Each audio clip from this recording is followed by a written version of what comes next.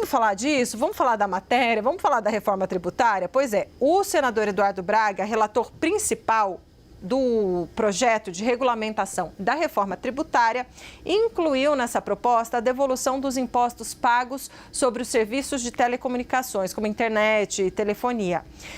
Quem tem os detalhes sobre essa novidade do cashback é o nosso repórter Danilo Moliterno. Danilo, só vou contar aqui para o pessoal, porque a gente estava falando aqui dessa questão da falta de quórum. Segunda-feira não é um dia tradicionalmente que os parlamentares estão aqui em Brasília mesmo, de fato. Mas, considerando o esforço concentrado, deveriam estar. Isso dito, Danilo, boa tarde para você. Então, conta para a gente sobre essas novidades de cashback que foram incluídos aí nessa tramitação e qual que é o efeito disso, porque daí você vai aumentando ali o pacote de bondades. Boa tarde. Boa tarde, Débora, a todos que acompanham o 360. É isso, agora olho na tramitação, porque o texto a gente já tem.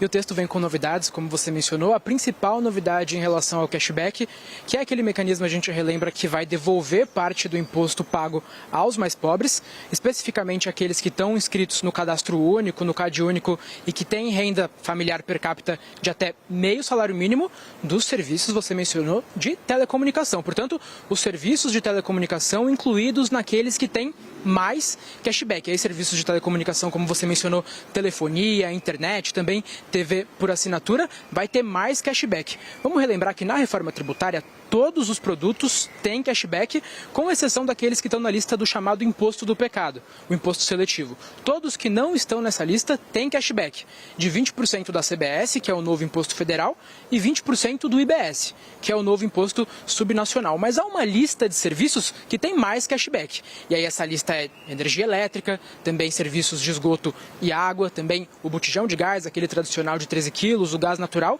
E agora a gente tem a inclusão dos serviços de telecomunicação. Qual é o tamanho desse desconto? A gente vai ver uma arte aí em tela que mostra. É de 100% da CBS, portanto, todo o imposto pagado federal é devolvido, e 20% do IBS. A gente vai às contas para entender o tamanho desse impacto. Quando a gente pensa que o serviço de telecomunicação ele está naquele grupo que paga a chamada alíquota cheia do IVA, portanto ele não tem nenhum tipo de desconto, todos aqueles que pagam telecomunicação que não tem cashback pagam 26,5%.